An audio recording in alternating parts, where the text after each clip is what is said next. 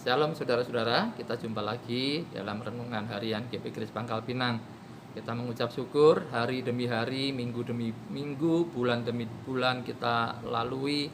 Semua karena anugerah Tuhan hingga kita boleh ada sebagaimana ada pada hari ini. Mari kita merenungkan firman Tuhan hari ini. Kita bersyukur Allah terus bersuara dan kiranya kita boleh pengertian dan menjadi pelaku-pelaku firman Tuhan. Mari kita awali dengan doa. Bapa, kami bersyukur kepadamu, terima kasih untuk hari ini, terima kasih Engkau ada bersama kami, Engkau tidak pernah meninggalkan kami, dan kami mohon tuntunanmu lewat kebenaran firman-Mu yang akan kami dengar, akan kami renungkan, dan berikan kami kemampuan, kekuatan untuk melakukannya. Demi nama Tuhan Yesus kami berdoa, amin. Renungan diambil dari Matius 24 ayat 27, saya akan bacakan bagi saudara sekalian. Sebab sama seperti kilat memancar dari sebelah timur dan melontarkan cahayanya sampai ke barat, demikian pula lah kelak kedatangan Anak Manusia.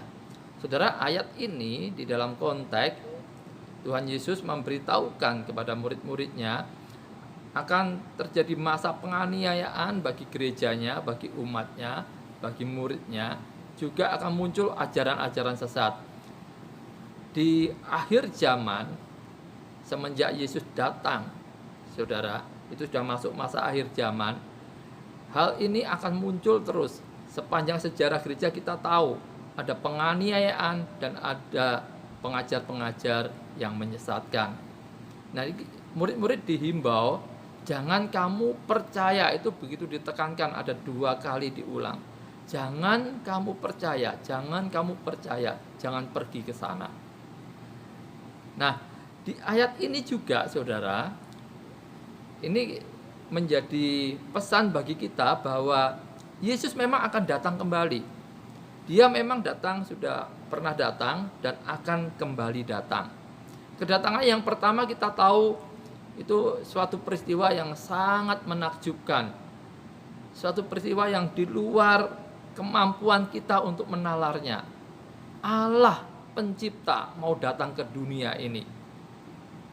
Memakai wujud, mengambil wujud seorang manusia yang sangat sederhana. Saudara, itu karena kasih Allah yang dipertontonkan kepada kita, kasih yang luar biasa, kasih yang sempurna. Tidak ada di dunia ini kasih yang sedemikian.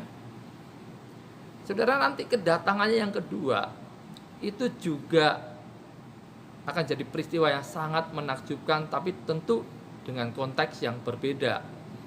Allah akan datang, Yesus akan datang sebagai Raja dan untuk menghakimi dunia dan untuk menjemput kita umatnya.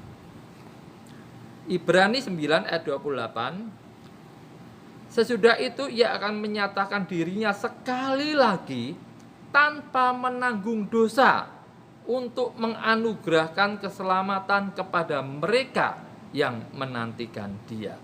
Dia akan datang kembali, tapi tidak lagi untuk menanggung dosa, tapi untuk memberikan anugerah keselamatan kepada mereka yang menantikan dia.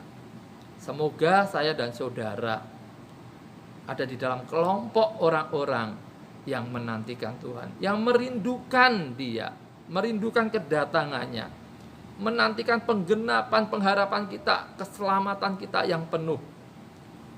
Saudara, peristiwa kedatangan Yesus kembali ini dikatakan di ayat Matius 24 tadi seperti kilat. Saudara, kalau pernah lihat kilat, apalagi kalau kilat itu menyambar-nyambar, digambarkan biasanya kalau sudah langit ditutupi oleh awan yang gelap, saudara, tiba-tiba kilat itu menyambar kian kemari. Tentu kita punya rasa takut, kita punya rasa gentar.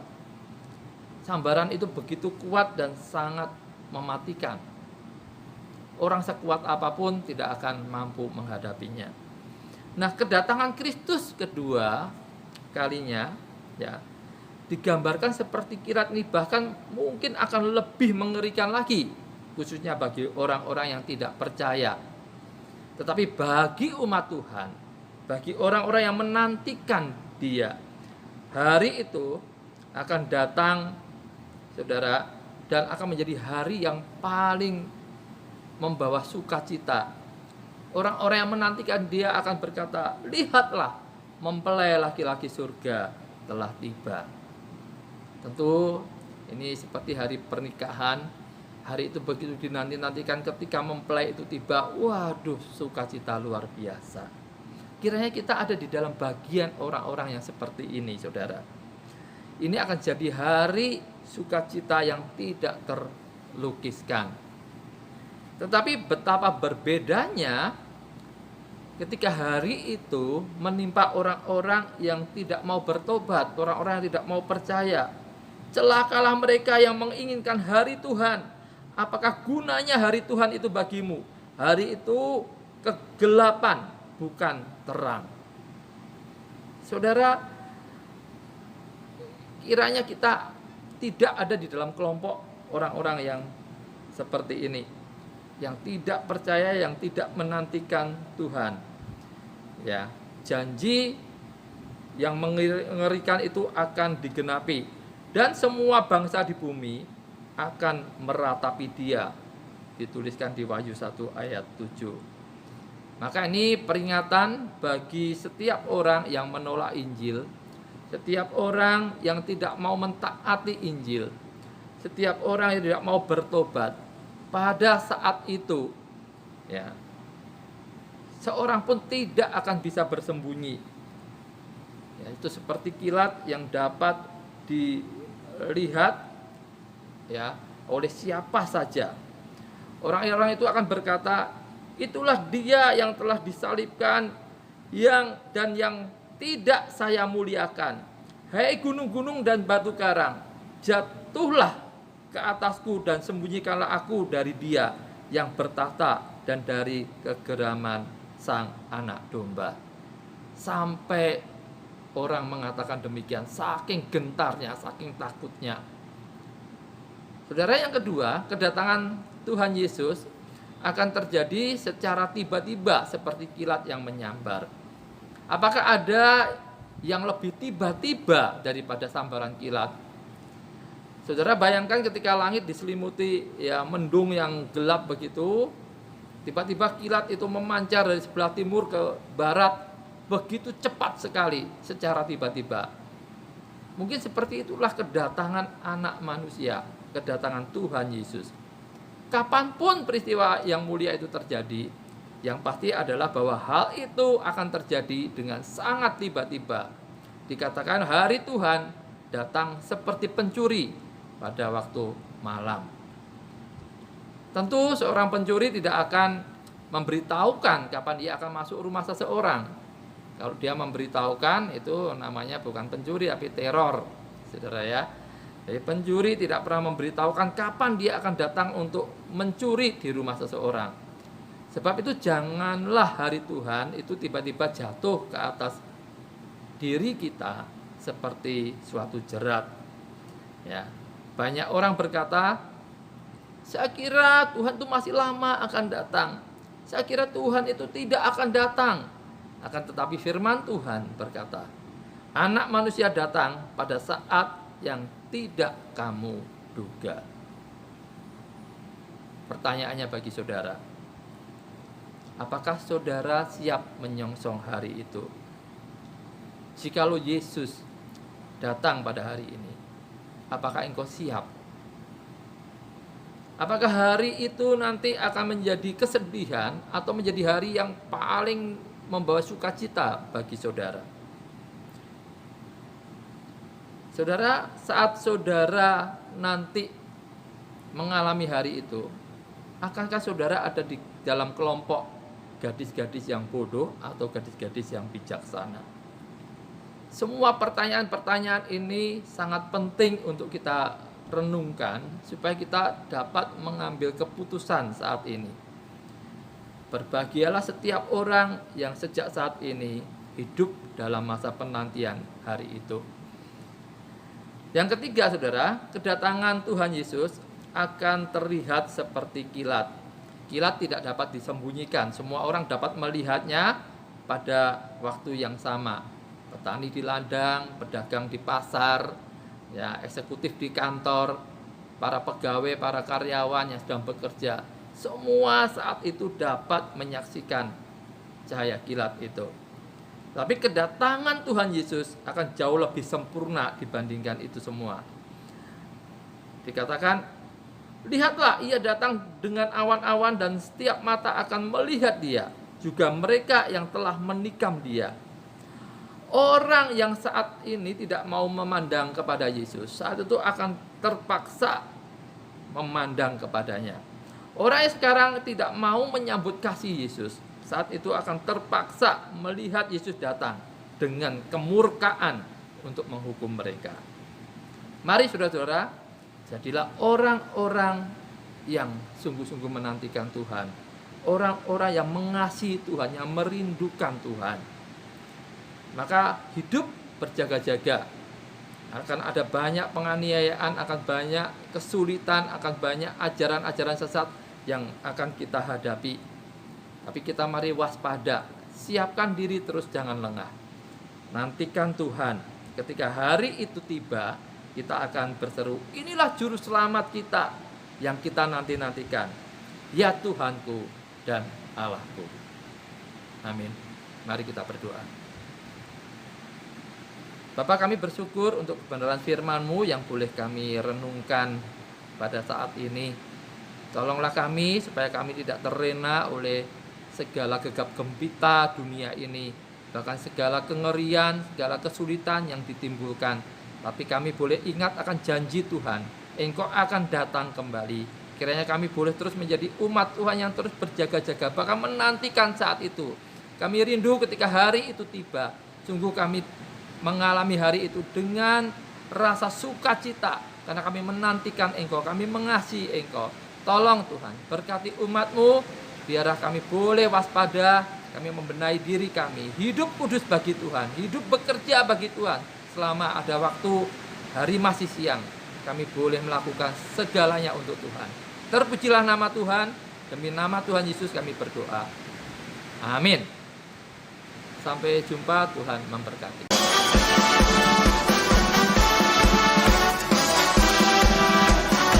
Kalau bunyi sangkakala, Engkau mendapati setiap kami semua adalah umat-Nya yang setia.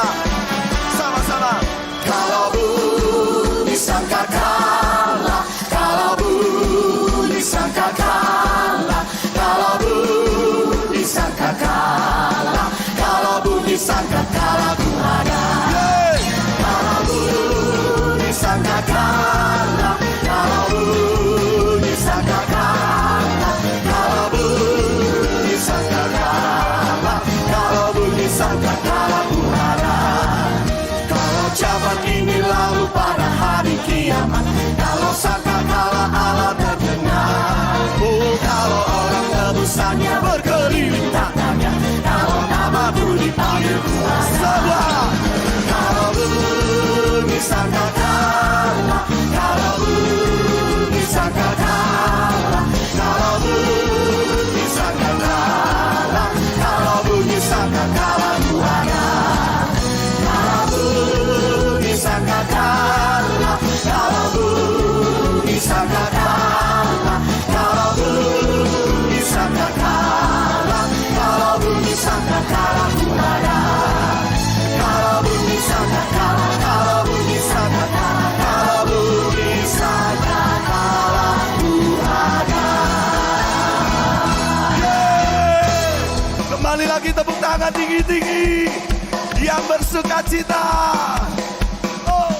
Sejak ku terima Yesus, sejak ku terima Yesus, berlimpahlah sukacita di hatiku. Sejak ku terima Yesus, lagi. Sejak ku terima Yesus, sejak ku terima Yesus, berlimpahlah sukacita di hatiku. Sejak ku terima Yesus, sejak ku terima Yesus, sejak ku terima Yesus, berlimpahlah sukacita di hatiku. Sejak ku terima Yesus.